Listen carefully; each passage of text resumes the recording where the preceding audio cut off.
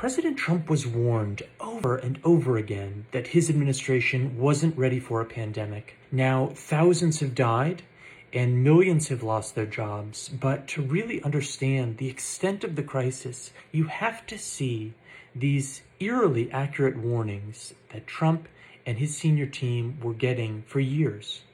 We're going to start in January 2017, about 2 months after President Trump is elected, and the Defense Department puts out this pandemic response report, which notes that the most likely and significant threat is a novel respiratory disease like the coronavirus, and warns of a shortage of ventilators, face masks, and hospital beds. Then, a week before Trump is inaugurated, Obama officials walked Trump's senior security officials through a pandemic response exercise where they showed them slides like this one, warning of impending shortages of key resources, including personal protective equipment and things like ventilators. 2 months later, Elizabeth Warren, Patty Murray, and other congressional Democrats send this letter to the head of the CDC and the Health and Human Services Secretary, warning that President Trump is already threatening at least 7 programs that focus on pandemic flu preparedness. In April 2017, the Washington Post reports that the Trump administration is ill-prepared for a global pandemic. It's filled few of the senior positions critical to responding to an outbreak, and it's proposed sharp cuts to government agencies working to stop deadly outbreaks at their source. This guy was appointed by President Obama to lead the global pandemic response at the National Security Council. Now, his team is disbanded by President Trump in 2018, but in October 2017, he is writing a blog post for the Trump White House website, noting that the world remains underprepared to prevent, detect, and respond to infectious disease outbreaks. Months later, the U.S. intelligence community puts out its worldwide threat assessment, which warns that a novel strain of a virulent microbe that's easily transmissible continues to be a major threat, with the potential for a severe global health emergency and major economic and societal disruption. That same month, the CDC announces it is massively cutting pandemic prevention work in a bunch of countries, including China. A coalition of 200 global health organizations says that critical momentum will be lost if that funding is reduced, and the world will be unprepared for the next outbreak. A week later, Bill Gates says he has personally and repeatedly spoken to President Trump about pandemic preparedness and says that the U.S. government is falling short of preparing the nation and the world for a significant probability of a large and lethal modern-day pandemic. That fall, President Obama's former Homeland Security advisor writes this essay, warning that there are clear signs that the world is unprepared for the next outbreak, that funding is being significantly cut back, and that the failure to take this crisis seriously is potentially deadly. It's at this point that the White House fires Tim Ziemer and disbands the Global Pandemic Response Team. Even at the time, former U.S. officials call it a really concerning rollback of progress on health security preparedness. And remarkably, one of the members of the team that's disbanded, the day before it happens, is speaking at a 100th anniversary of the 1918 flu pandemic. And she says, a threat of a pandemic flu is the #1 health security concern. Are we ready to respond? I fear the answer is no. In January 2019, the U.S. intel community puts out another worldwide threat assessment, warning that the U.S. remains vulnerable to a large-scale outbreak of a contagious disease that could lead to massive rates of death and disability and severely affect the world economy. At this point, we're under a year away from the coronavirus outbreak. The Trump administration is getting repeated warnings. What is it doing to respond? Well, in July, the CDC eliminates a key public health position in Beijing intended to help detect disease outbreaks in China. And then in October, the U.S. cuts off funding for PREDICT, which is a program to identify animal viruses that might infect humans and head off new pandemics. Also in October 2019, the Department of Health and Human Services put out this document marked Do Not Distribute.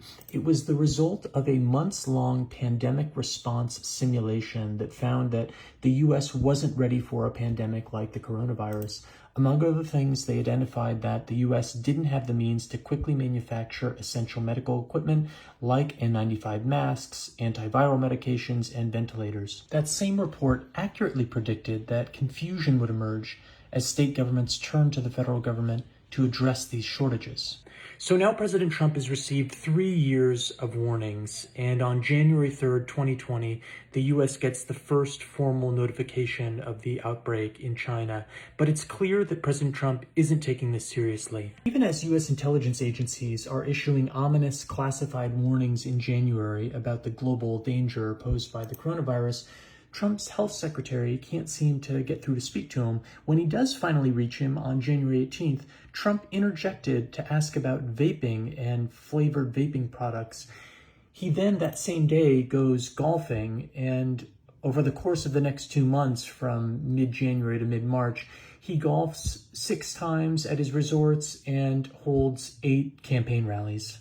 On January 20th, the U.S. confirms its first case of coronavirus, but 2 days later, the president still seems unconcerned. Are there words about a pandemic at this point? No, we're not at all, and we have it totally under control. Within a week, one of Trump's most trusted advisors puts out this major memo. It warns that the coronavirus crisis could cost the United States trillions of dollars and put millions of Americans' lives at risk. It also makes the point that the coronavirus is more contagious and deadlier than the seasonal flu. Despite that, President Trump will spend 2 more months comparing COVID-19 to the common flu. On January 26th, the Senate Democratic leader Chuck Schumer calls on the feds to declare a public health emergency. 1 day after that, Joe Biden says that Trump isn't doing enough to deal with the crisis.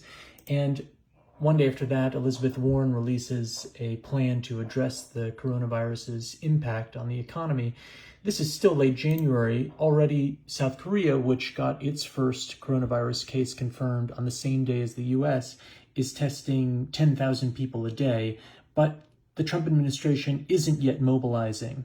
So on February 5th, when the Health and Human Services Secretary asked for $2 billion to buy respirator masks and other emergency medical equipment, he's denied, and the Trump administration only supplies about 25% of the requested funds.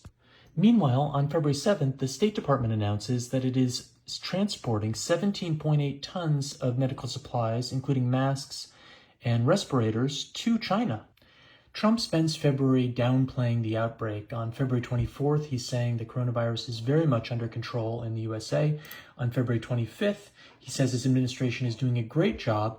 And that same day, when a CDC official issues a serious warning about the virus, Trump calls back to D.C. from an international flight to complain that the official is scaring the stock markets.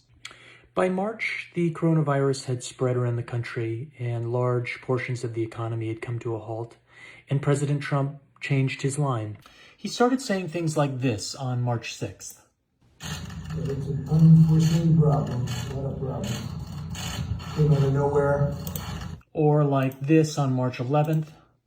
We're having to fix a problem that 4 weeks ago nobody ever thought would be a problem. Nobody. Or like this on March 26th. Nobody would have ever thought a thing like this could have happened. But as we've seen, he was warned, and the warnings fell on deaf ears. Budgets were cut and experts were eliminated. The U.S. moved too slowly, and it didn't have the testing or the supplies or the federal leadership that it needed.